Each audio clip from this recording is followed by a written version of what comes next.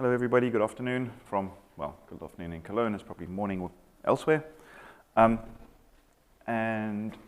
welcome to my session on what's in it for you, which is basically to talk about, not quite an intro to OOABL, but how you can get started in OOABL in your application if you're coming from a procedural background. My name is Peter Judge. I work at Progress. I've been a 4GL ABL coder since '96, which is a really long time ago now that I think of it. But writing mainly development frameworks, mainly that kind of stuff. I like to, I like to build tools. So it's good working at Progress from that point of view. And that's my background. I also just kind of stumbled into OO stuff.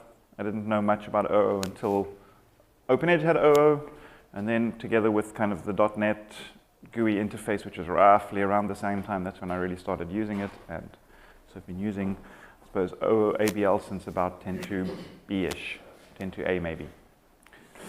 All right, so at 45 minutes, I will see if I can be on time this time. I will try to be on time this time. Basically just an overview of kind of how classes work from a, if you're thinking it from a procedural point of view. And then we'll take a look at some what I think are interesting pieces or useful, maybe useful pieces for you to use. And then we'll go from there. All right. So for procedural programmers who are used to a .p, classes, OO or ABL classes can be a little, not intimidating, but different. They come with a lot more rules. Firstly, they have to end in a CLS extension. You can't have a myclass.tom or myclass.bronco. Like you can have a, myprocedure.peter. You can do that, and that the compiler is happy with that. So they have to end in a CLS, but they compile to R code like normal, and they can be run like normal on source code as well. Doesn't really matter. A program contains one type. So a type, I'll go into details or definitions a bit, but a type is effectively a class, mainly a class, what we're going to be talking about. Or an interface, or an enum. And all three of those are very useful. We'll talk mainly classes today, or this session. A type has a name and a package, and that's important because the name is, well, the name is the name, right? It's the name of the thing, my class, whatever your class. And the package is represented by the folder path. And this is the kind of the first place where people trip up a bit. So most of our ABL code we ship is OpenEdge.something. The classes that Progress ships, OpenEdge ships, is what we call built-ins. Begin with the Progress namespace, so progress.lang.object is the top of the pile, but there's a bunch of other Progress. Many other ones. You can't create classes with a Progress namespace in ABL. Nobody can. We can't even. There's no -zn magic switch like there was for underscores for the classic app builder. Classic, we're calling it these days, right? We'll go with classic. Yeah, we'll have the app builder. So OpenEdge.core.something string is an example we'll go through.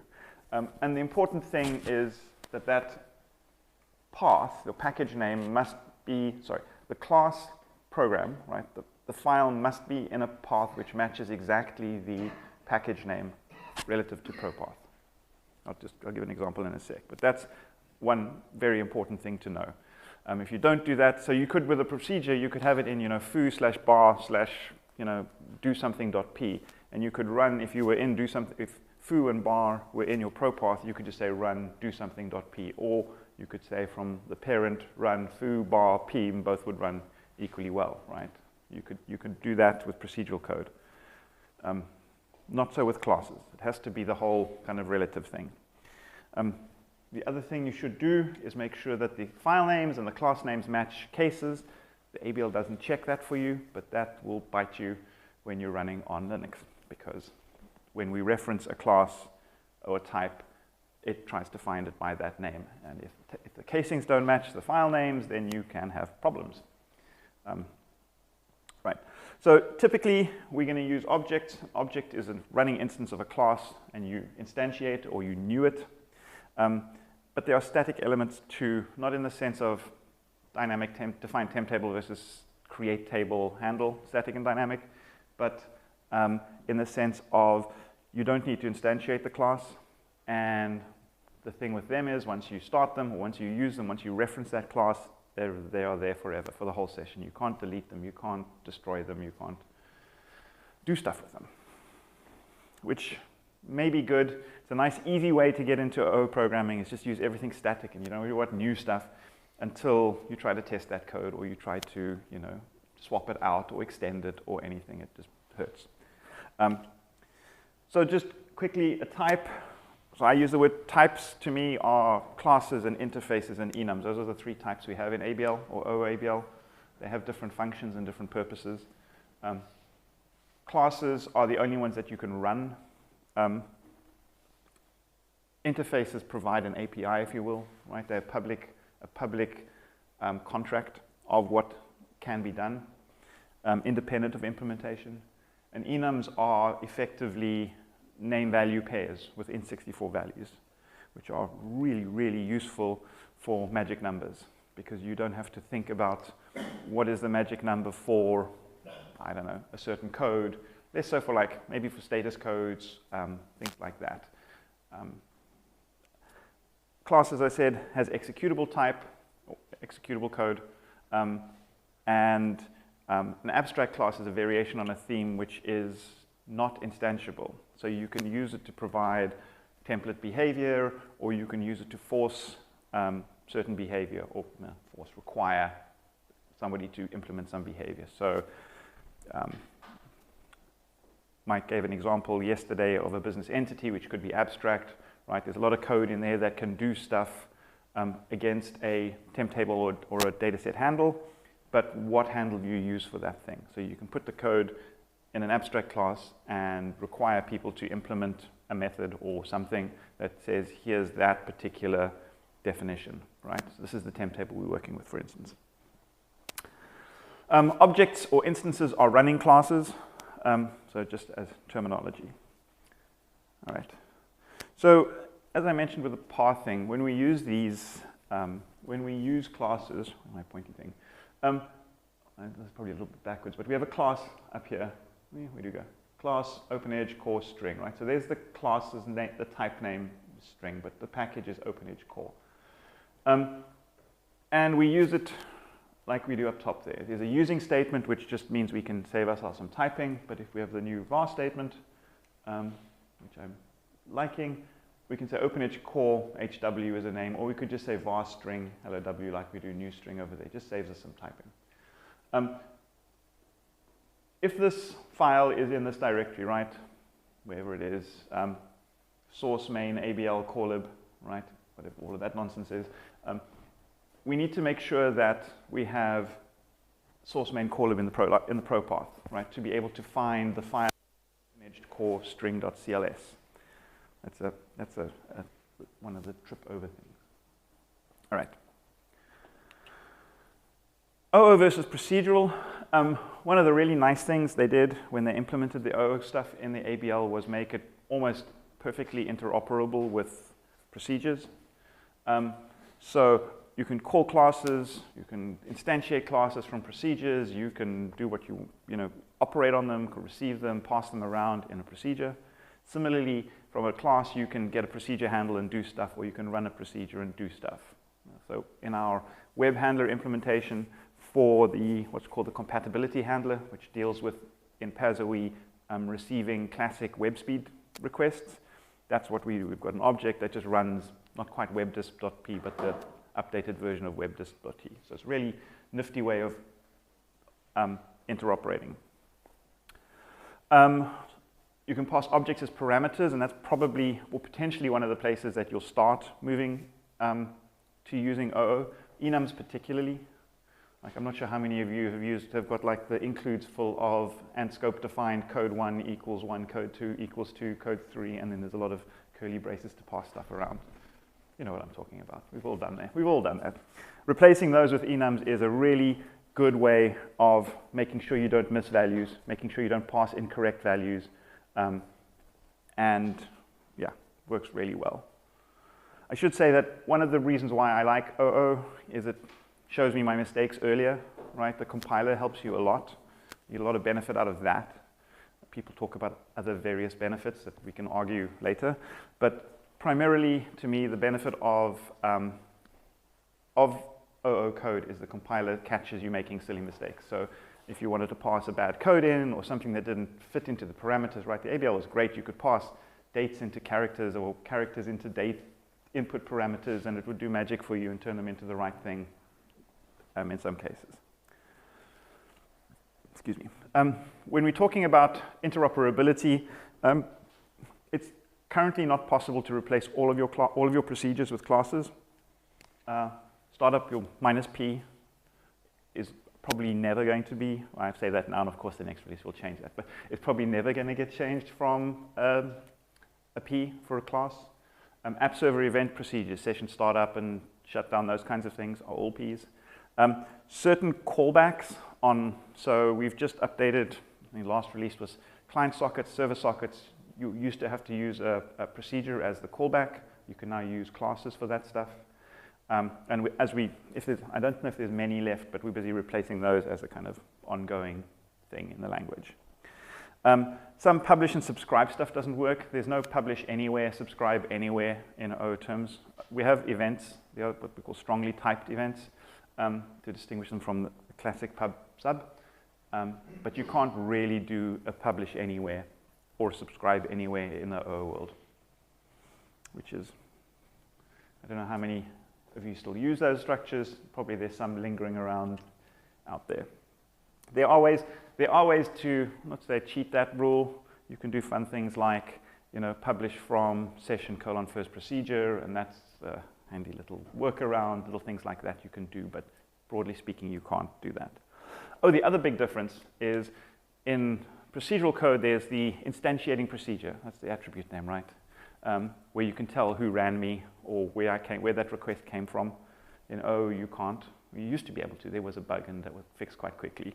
So you can't tell. If you want to know who called me, who called you has to pass themselves in, which can get a little head twisty and break the garbage collector sometimes. So in terms of replacing Ps with classes, there's some limitations. But going the other way, the only really requirement for only real requirement to write classes is for web handlers. And even then you can wrap them around your existing .ps. I'm not saying stay with procedures, I'm just saying those are the kind of must-dos.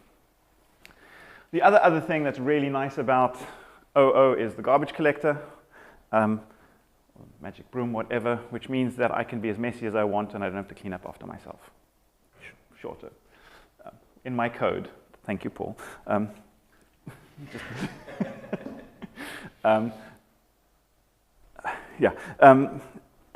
there are some exceptions. There's some places where it doesn't do what you think. It mainly has to do with what's called circular references. So if I have a reference to you and you have a reference to me, the garbage collector says, well, you guys still want to hold on to each other, and I'm not going to clean you up. But generally, when you're done with an object, you just say, I'm done. And that's where kind of variable scope is really important, because as soon as the variables go out of scope, basically the garbage collector says, oh, you're done, I don't need to worry about you anymore. And kind of once all of the references are gone, it cleans up after itself. Nifty. And that's a thing we can use to help us with procedural code.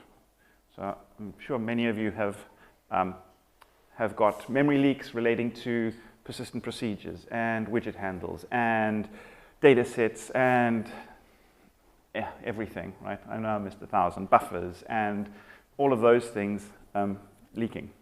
And we can see a trick to get us around that.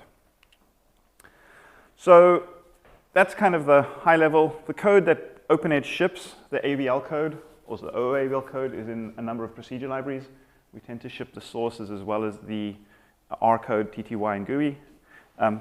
Most of these, in fact, all of these are going to have identical R code from TTY and GUI because there's no UI in anything. ABL unit is our unit testing framework. The runtime, not the UI that's in PDSOE, but you can run it in, you can just run it like a normal _ progress batch job, which we do in our build pipelines. Data admin API is a reasonably new, it's not quite the whole data dictionary. But the data administration tooling was added for multi-tenancy, and that's kind of what the OE management UI calls to do the tenancy stuff that it does. There's a ton of code in there. The ones we're going to look at primarily is the core PL, which is a bunch of base utilities. As we added stuff like the HTTP client, we found the need for lots of things that weren't implemented in as built-ins, and so we've added them as OOABL objects. The HTTP client, Bim talked about a little earlier today, lives in NetPL. Business logic is some business entity code, and server admin is some PaaS administration stuff. Most of that, the server admin, the business logic are very small, not a lot of code in them. And again, there's a doc OE HTTP client. If we click on, where's my mouse gone? Or we can just change tabs, can't we? That provides, and I don't know how much of that you can see, but provides API documentation on, so if we can go pick a class in here, provides API documentation on, I don't know, take the byte bucket, why not? On methods and all of that sort of stuff. So that gets generated out when we do our builds or our releases. So you can see what's there, what's public. Hopefully we've been decent at documenting the things. Right? This doesn't tell you necessarily how to use it. This basically says this is what it does. Right? These are the things it can do, these classes can do.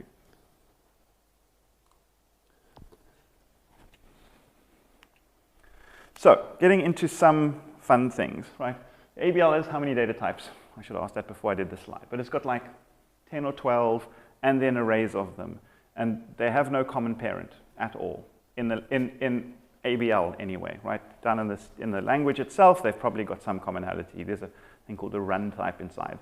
But we don't have any way of making them common.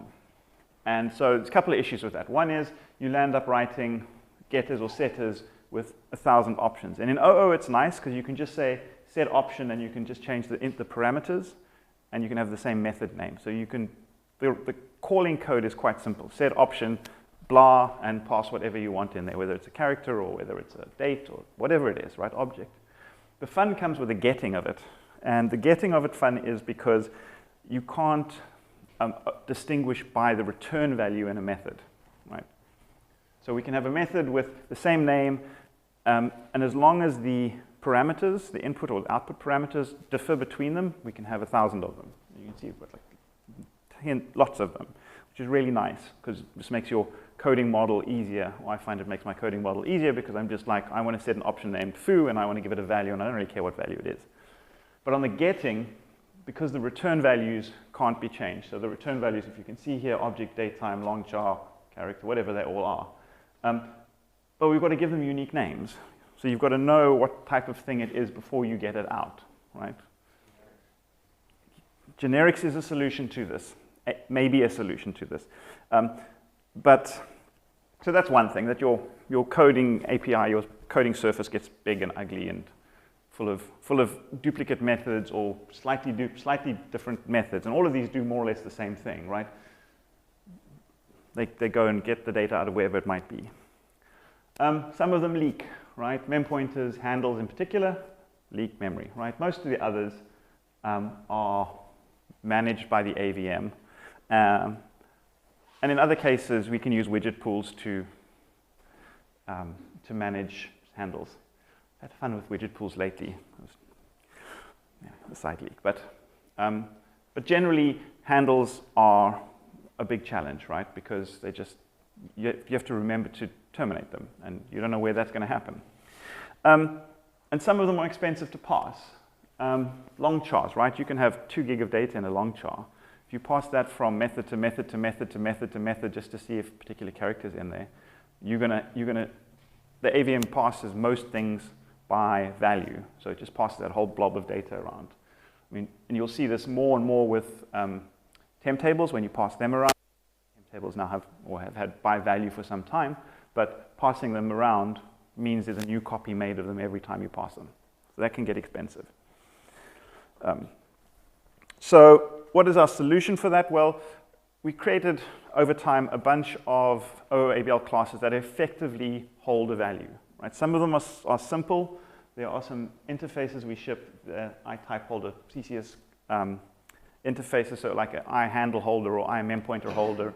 And the interface is very, very simple. It just has a property called value. They're all called value of a particular data type. So you know if I've got a mempointer or a long char holder or a logical holder, or whatever it's called, it's a logical holder. I can just say get, and I get the value. And I don't have to worry about any of the implementation underneath. So that's kind of what we've done. The main ones that I tend to use are the string, which is a UTF-8 long char holder. So you can give it an encoding. And it's basically, as I say, it's just a wrapper around a character. You can add some methods on there, and that's kind of a useful thing as well. If you want some behavior to go with your value, that classes are good for. That's what they're there for, actually. So we can say, you know, add a trim or a join or a split or an append, right? That we can act on the data that's inside of that object. The widget handle is the other one that I use a lot, and that holds a handle. Well, yay. You can just pass a handle around. But because it's an object, and because objects get garbage collected automatically for you, we can add some behavior to it that says, when you die, kill the handle you're holding as well. So objects have a member called a destructor, which runs every time an object is deleted or finally deleted. And in that, we have some code in the widget handle here that says, hey, if you told me to auto destroy the handle, do that. So that we can clean up after ourselves.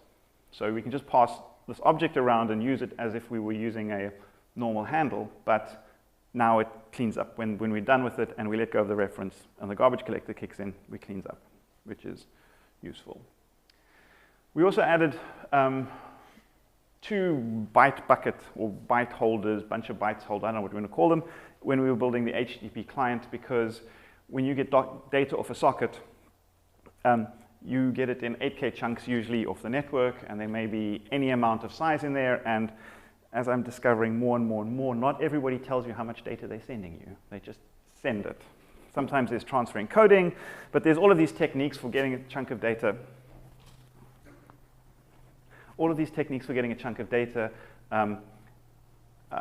they get sent back in blobs of bytes. And the mem pointer in ABL is fixed in size. When you create one, you get the size. And so what we could, in theory, I suppose, have done is start with one, and then every time you get another one, add another 8K, copy both 8K over, and then all 3, and then all 4. That would have been a little bit slow. So we came up with a solution. One is the mem pointer, which is just a wrapper around a mem pointer, but the byte bucket is kind of like, you can just throw data at it, and it just keeps stacking it up, and when you're ready with it, you say, give me the sum total of your knowledge. There's a question over here. Yes? So as of now, as we know about this OpenEdge core widget handle, we just stop using the handles like we did before and start using this one. So the question is, should we stop using the primitive data types and just use the object wrappers and those things? Probably not, because that would be a lot of change in your code, right, if you went back and replaced them. I think moving forward, maybe.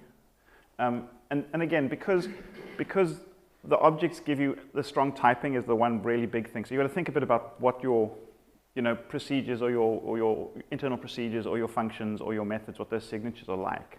So what are you using that handle for? If you just got it inside of a .p or a persistent procedure, and you're, at the beginning you say run whatever the thing is, and you call a bunch of methods on it, you probably don't need to do that there because you've got that structure set up and you're going to clean up after yourself anyway.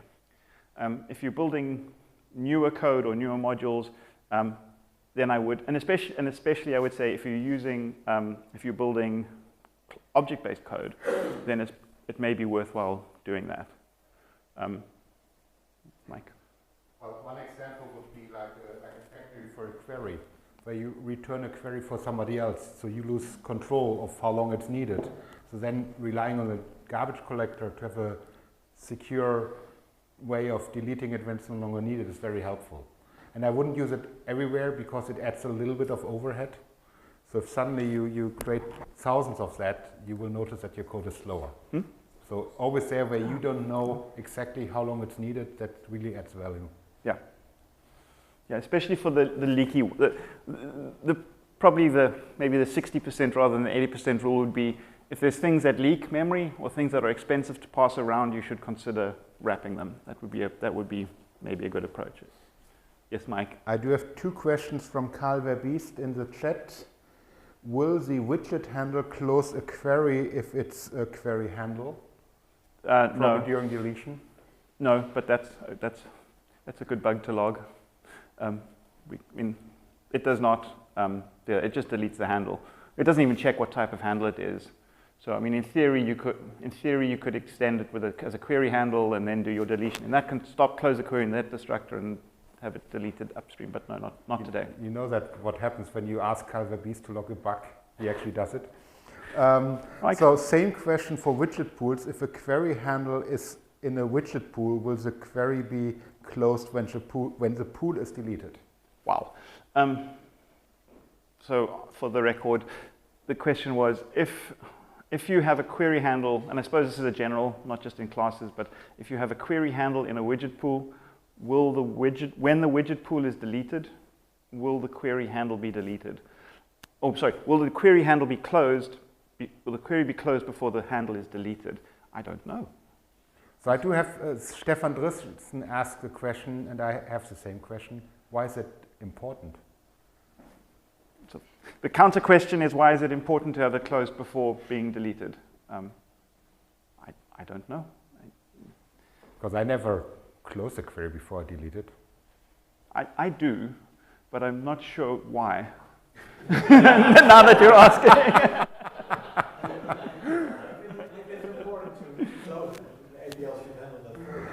I'm sure it will in the guts. It'll yeah.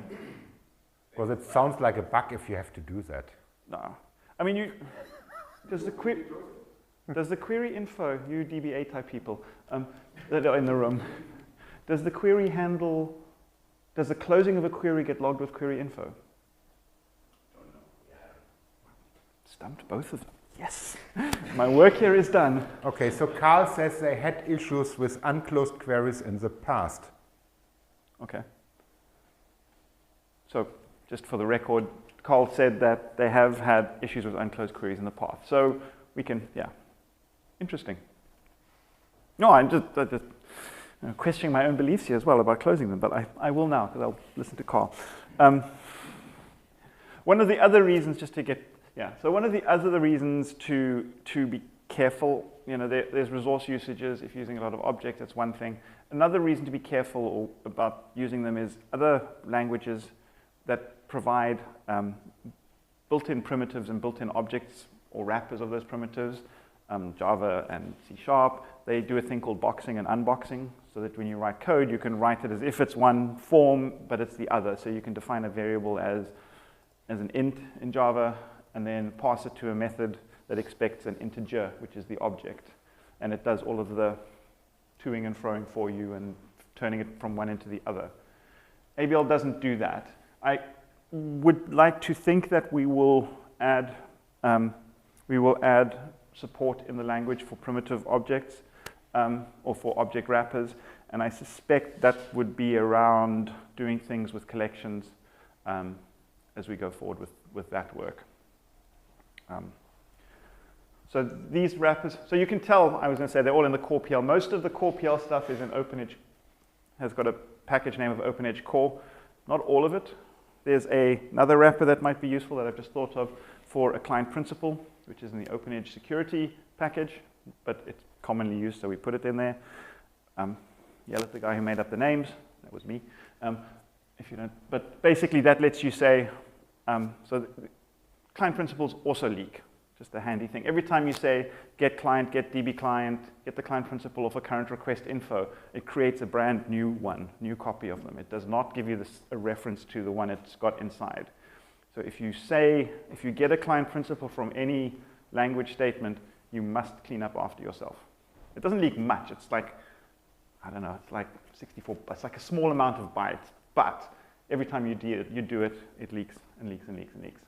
And so over time, it goes splat. But there's kind of wrappers for that. Mike? Is that a bug or a feature? So Mike's question is that bug or a feature? It depends who you ask. If you read the documentation carefully, it says it gives you a new copy and you are expected to clean up after yourself. So probably not a bug.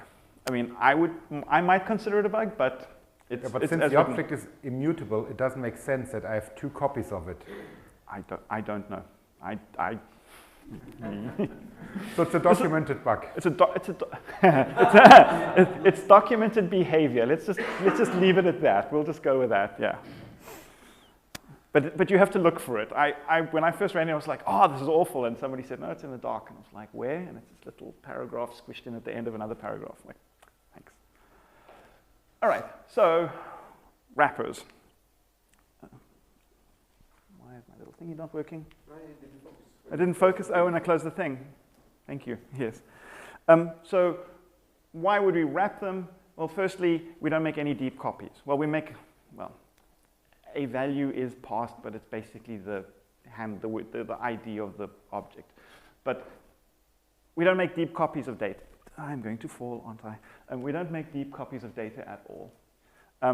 The fact that there is a garbage collector can be useful to clean up stuff like mem pointers, clean up handles. That can be good. And again, you have to be a little bit careful with that because the behavior, somebody may depend on that, right? Somebody may not have the handle, but they may say session first procedure and look until they find a procedure with a particular name and say, oh, I want to use that one because somebody started it earlier and you've gone and killed it. They may not be happy. The other thing which is good is that classes, particularly properties, give us the ability to control or to specify different behavior for reading and writing. Right? You can do this with methods as well. You can say get value and set value and have different access levels on them. Properties do the same.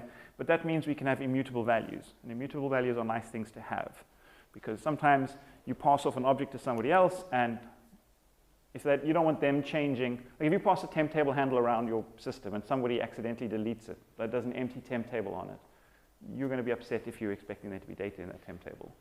And so objects can suffer from the same thing, right? Because they get passed around and they don't get made copies of, they reference things. If somebody changes something underneath, you may not appreciate that. Or the code may be expecting one type of behavior or one type of data value. So OO lets us do that. Access controls, I didn't talk about in the much earlier slide, but that's a really nice way to say something's public or it's private. The private just means this class, or protected means in the inheritance tree. And there's two or three more, package protected and package private. And they basically are ways of sharing an API or sharing a coding surface across a package rather than wide open or narrow just to me. They let us extend other types, right? So if we had a query handle, we could then say, well, when this thing gets destroyed, make sure you close the query before you do it, right? That means that you don't have to have all of those finally blocks saying if valid handle hquery and hquery colon is open, then hquery close query, right? That's the syntax, something like that, right? And then delete the thing. You don't have to do all of that code because you can just say, I'm done with the query, garbage collector cleans it up, and it has the responsibility of looking after itself. It's useful like that. We can simplify our coding API, so kind of something like that. Now we've got one method to get, one method to set. It's really easy to remember. Again, so progress lang object is our top level. And somebody asked about or mentioned generics. Generics are a really nice way of writing once, but having kind of almost multiple implementations for different data types is maybe the best way I can put that. Support for generics, or for generic, well, some support for generic types, let me be careful how I phrase this, will be part of the collections stuff that's planned to come out in 12.5. If you're part of the CVP, there's the specs. The CVP has got an OpenEdge group that you can sign up for where we talk about features. There's discussions on the specs, and there's sprint reviews posted there that you can see the progress of those things. But for now, this is kind of the API you're going to end up doing if you want to handle a lot of different data types. So. truth and something like it. The other useful, or another useful thing, are assertions. Assertions say this thing is true, right? Is something true? Is it false? Are these values equal?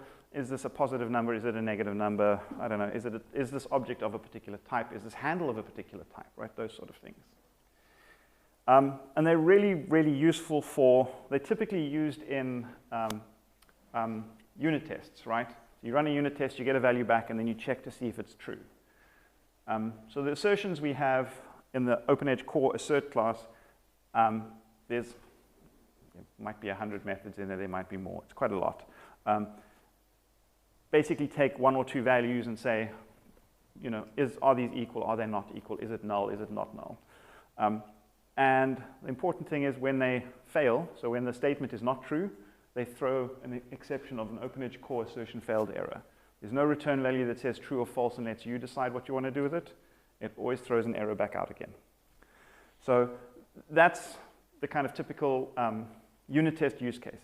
However, I find them really, really useful for checking input parameters on my constructors and on my methods and everything. So I don't have to write 2 lines of code, maybe slightly fewer characters than that, but those kind of characters to be able to say, I've got all the data in my method I need, right?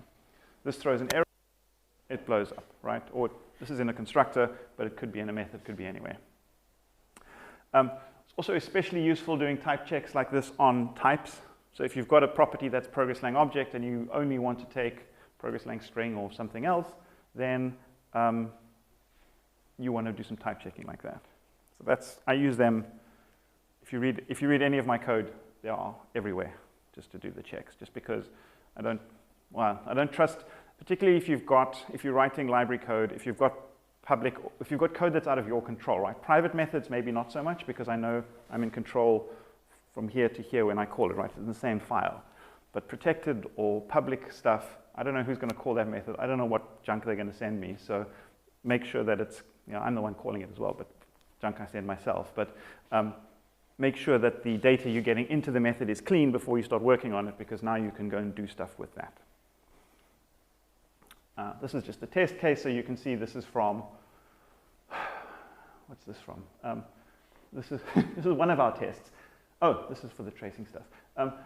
And so we can check, we check, is it a particular type? How many properties are in there?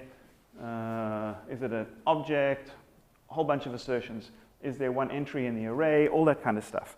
And so, again, the assertion failed error is how ABL unit incidentally distinguishes between a failure and an error. Right?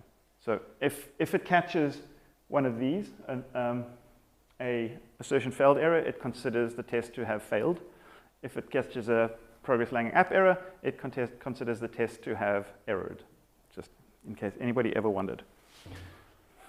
Probably not, but all right, so collections. Let's say hold stuff, but in a strongly typed form. Collections are a fun topic in OpenEdge world, because we're also used to creating a temp table and passing that around, right? And yeah. I do have a question. The assert methods, are that wrappers to if statements?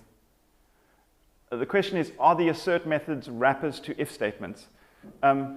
Yes. Well, if we can go look at them. They are that.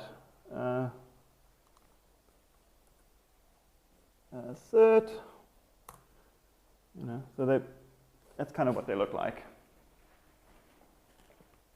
And so it's not complicated code at all, but what I find is it's consistent and then consistently buggy.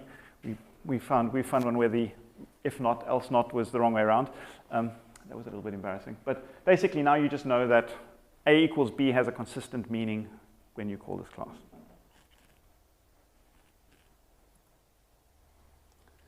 All right, focus back in again. Collections. So this was also one of the things that we landed up adding some time ago.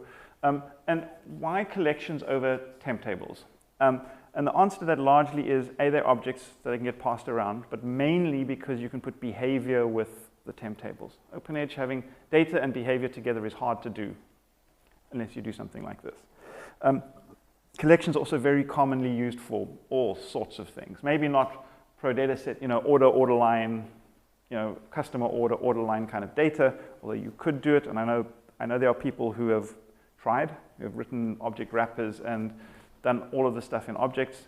But often you may have a small set of associated data with a particular thing. So I'm trying to think of a good example here. And I can't. We use maps, so dictionaries or name value pairs, for holding in the HTTP client in a lot of our builder patterns. We use them as registries, as name value pairs. So if you ask for the HTTP client, the code that knows what other piece of code to run to give that to you, the builder, that's held in a map registry, right? So they're just easier to work with, in my mind, than temp tables in a sense, or for that. There's a couple of those available: collections, lists, sets, maps, or dictionaries. They all have their own strengths and weaknesses. They all have their own strengths and weaknesses, or their own rules. Collections are just a big bucket that you put data in. Lists are ordered. Sets are unique values, and maps are basically name value pairs. Our implementations currently use temp tables inside to hold the data, just because there's multiple ways of doing all of this stuff, but temp tables are just easiest to, well, they were easiest for us to do because we understood them when we wrote the code. Maybe the most honest answer there. The API for getting them is on object again, and so this is where collections become really, collections and generics become really useful, because I can put any object. If I want a collection of animals, I can put a cat in there, a dog in there with this approach, but I can also put a house in there, or a truck, or a plane, right? And so what generics lets us do is say only keep one particular type. It's really, really nice. So one thing with this is we can put data in, we can get data out, and then we can iterate over it. We call them iterators. We followed the Java naming convention, even though it's Iterator, which is the .NET naming convention. So, mix and match. So we put in an iterator, which is basically like a for each, right? And in fact, it actually does use a for each under the covers because it's iterating over temp table data. More recently, we've done a bunch of work, partly with the HTTP client, partly with the web handlers in PAS-OE. The web handlers are, I touched on them a little earlier, but web handlers are the code that initially receives the request, or your code as the application's initial touch point with a request, right? There's another piece of code in front of it, but that's the first place. It gets the request, and then you can do with it what you want.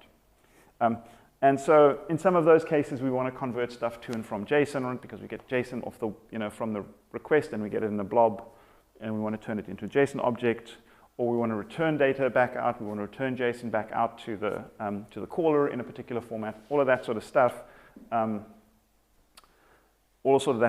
Led us to putting more and more helpers really for JSON. So the first one is around, they're both kind of about converting JSON into, or converting objects to and from JSON. The language has got a serializer, a JSON serializer, that takes object contents and looks at what members are serializable, whether the class is serializable, blah, blah, blah. It goes up and down goes up the chain, and it figures out what can be written as JSON and dumps it into JSON file in a particular format. Works really well, really quick, but you don't have any control of what the data looks like when it gets written out. It's just written out like Progress decides, or OpenEdge decides. So we, for web handlers in particular, wanted to return the data, or for the data object handler in particular, wanted to return the data in a specific format that varied by the type of thing you were returning. And so we added an interface called Json Serializer, which has two methods in it which say this is going to JSON and this is coming from JSON. And you write the code that says, here's what it looks like when you serialize it. I'll show the next slide. And that writes the JSON in this format. So dumps whatever data you returned, puts into that data property, and have a nice day. There's also a Json Converter, which we use for converting JSON data types or JSON data into object representations, into wrappers. So I mentioned, so in, dates in particular are painful in JSON because they're all in a string, and you've got to know what, there's like 9 different ways of figuring it out. So we'll end up, the code we have to convert dates into JSON says, how long is this thing? Is there a dash at this position? Is there a T in that position? Is there a dot in this? It's horrible, but you only want to write that once, right? So this can help you with that. And again, you can use these without, as utilities really. So the Json Serializer, this is what it would look like, right? There's the 2 up top there, right? 2 JSON construct, and it's 2 JSON construct, not object, because we don't know what that object looks like. So that's just, this is a very simple one. This is just adding, this is a count request result. So that's just saying, add a JSON object, add 3 properties with table name, is it exact, and number of results. And then for the other side, when it gets some data, it takes that data and shoves it into the object. The challenge with this is that it's on an object instance already. So you've already got an object with some data in it. And so you could call these methods and get the data, you could overwrite data that would be already there, which you may not want to do.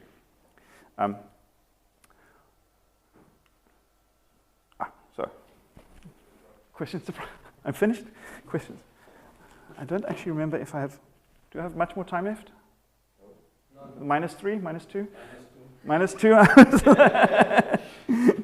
-2. Yeah, so I just, then I won't go into any code, but because I'll just be all day. Well, what the hell. Not wasting time talking about how you're related to stealing. I'm not the level of expertise as some people in the room. Being so this chunk of code is called the Json Bodywriter, and it writes HTTP bodies from a JSON object. So it basically turns an object representation back into whatever it is. And so we have a chunk of code. This is quite old code. This was written for 11.4, 11.5 of the HTTP client originally. So there's a whole bunch of different serialization approaches. Oh, sorry, that's wrong. That should be a mem pointer like that. But we can just call kind of if this object is a serializable object, then we just say, hey, tell me what you look like, right? You do the formatting. And later on, we do, where do we do it? That's just a JSON construct, somewhere down the bottom here. We do, we don't. I thought we did. I guess not. I thought we wrote that into